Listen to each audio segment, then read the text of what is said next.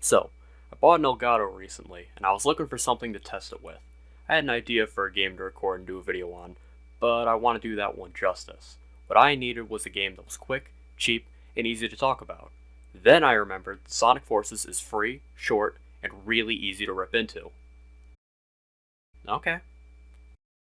So Sonic Forces is, well, not great, but anybody can tell you that. The issue with discussion about Forces is that everyone says that it's bad, but many blow how bad it is way out of proportion, and very few actually go into detail as to why and how it fails. So, let's just do that, and also say some positive things because there are positive things to say about the game. Part 1. The story. Force's story has gotten a lot of flack, and for very good reason, but one thing that I see floating around is that the story fails inherently because Sonic can't do serious stories. And I just hard disagree with that one. Granted, goofier stories fit the current writers better, but just take a look at stuff like Sonic SatAM or the Archie comics, Sonic Adventures 1 and 2, and heck, even the later parts of Sonic X. You can make Sonic stories that have higher stakes, it just needs to be done well. Forces doesn't do that. Inconsistency and missed potential haunt this game's plot, like it wasn't quite sure on what it wanted to be. Sonic is said to have been tortured for months, but the way he behaves never reflects this detail. Knuckles creates Operation Big Wave and is treated as comedic that this strategy was created in a minute and a half, which is on brand for Knuckles to be fair, but then it's treated as a serious loss when this strategy leads to 80% of the resistance force being wiped out. The return of many of Sonic's old foes is meant to be a big deal, but it's crazy how underutilized they are. Zavik and Metal Sonic get one boss fight each, and Shadow and Chaos are taken care of by cutscene. It's pathetic. And Infinite, man, poor Infinite. We can make fun of his backstory or how edgy his theme is, but the ideas behind the character have potential, and that's only backed by some really good lines with some great delivery by Liam O'Brien. Love that guy. But he just kind of disappears by the end. No closure or anything, not even betraying Eggman, which the game kinda hints is gonna happen. Instead, it's just the standard Eggman final boss that we've seen 3 times now. It just feels undercooked, like they had big plans on what they wanted to do for a bigger game, but then had to squeeze down and cut down what they had in order to fit into a smaller one. And that's the most disappointing part. It's really easy to see how the plot could have worked better, or at least have had better payoff if it had just been a part of a longer story. But as it stands, the most interesting that the story ever really gets is whatever backstory you decide to give your avatar. I do want to say that the character customization is by far the best part about this game. Look, I'm a bit of a character customization connoisseur, so I know what I'm talking about here. The game gives you plenty of color and species options, and there's a whole boatload of outfit options to give your character. There's a few weird limitations, like backpacks and shirts both being under outerwear, meaning you can't have an item on the front and back of your character, but there's still plenty of options to work with. Whether you make a sincere OC or you make a monstrous meme character, there's fun to be had with the character creator, and it's worth checking in every now and then to see what you can do with what you unlock. Part 2. The rest. I want to talk about the presentation first, just to get something unambiguously positive out of the way. The game actually looks really good. A large amount of the game's dev time was dedicated to creating the Hedgehog Engine 2.0, and it clearly shines its brightest in the graphics department. Models are detailed, environments are busy, particle effects are firing on all cylinders, and it manages to have all this while keeping a consistent 60 frames per second, with an equally consistent 30 frames on Switch. And while the music isn't the best soundtrack the series has to offer, it is, at the very least, serviceable, with only a few very noteworthy tracks that I would call straight up bad. For what a meme it's become, Fist Bump is actually a really good theme, with a banging instrumental and lyrics that are pretty cheesy, but that's par for the course for Sonic themes. I also like how the music styles change for the 3 characters. Modern Sonic has the standard music,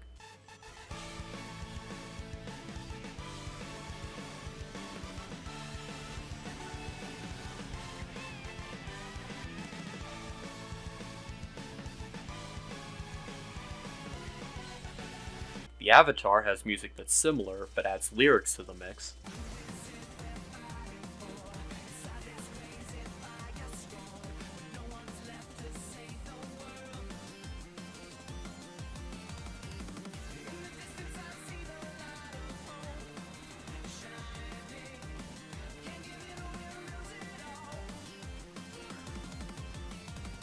and classic Sonic tries to emulate old school Genesis tracks.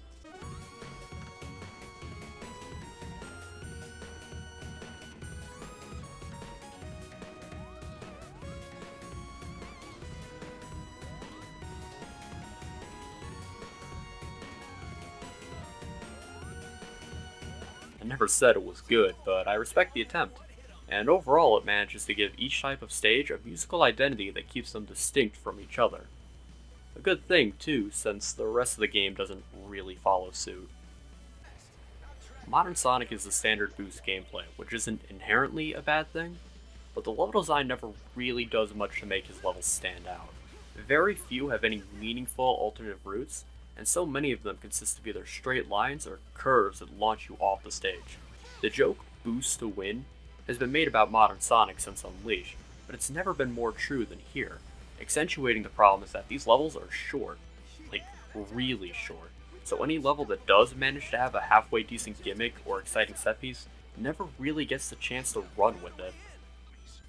The Avatar stages suffer from many of the same problems, with the only exciting variation coming from the Wispin weapons. You can equip one before the start of a stage, and which one you choose determines which attack you can perform by pressing the right trigger, and what ability you get from capsules. In addition, you can unlock variations of each weapon that come with perks, such as starting a level with a shield, attracting rings, or holding onto a single ring after taking damage. This is a cool idea, but it's undermined by the fact that some Wispins are just inherently better than others. You start the game off with the Flare Wispin, which lets you shoot flames while moving, and there is never a reason to change it on an initial playthrough. All regular enemies die in one hit, which means you can attack while advancing, and it tears through the health bar of any boss fight you encounter. Yeah, there's some novelty to ones like the Hover and Drill Wispins, but they simply don't compare, and unless you've already decided that you're going for 100% completion, the game just can't justify using any of the other weapons.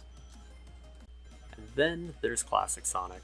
I'm not going to mince words here, he's the worst part about this game. In addition to his complete lack of story involvement, his stages are easily the worst in this game. All the problems in these stages stem from just how bad the physics are for the 2D sections.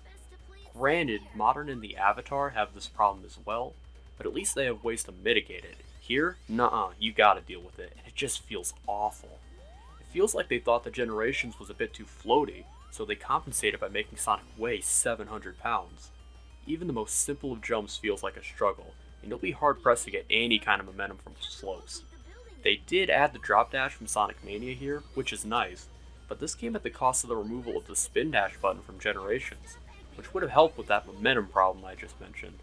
Classic Sonic has some of the longer stages too, which isn't what you want to hear after all the problems just mentioned. And they're so padded too, either through this obnoxiously long ring section, this terrible pinball section, or this auto-scroller. There's just nothing good about these stages, and it makes me wonder why he was even put in here to begin with. So, what's the takeaway from all this? It's been 3 years since Forces came out, so what good is there talking about it now?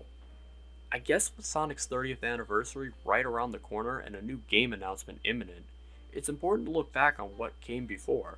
Forces is a mediocre game, yes, but it's easy to see the pieces of a good game. A higher stakes story could work. Fleshing out the Avatar can lead to exciting stages. Having tighter controls and more fleshed out level design would be fantastic. And just don't bring back Classic Sonic for the 5th time. As we look towards the future, I hope Sonic Team takes the underdeveloped ideas of Forces and gives them more room to grow and uses them to deliver a truly great game. Because honestly, this franchise deserves it. I was thinking the same thing. You gonna keep moving forward? No matter what, yeah? You and I aren't so different.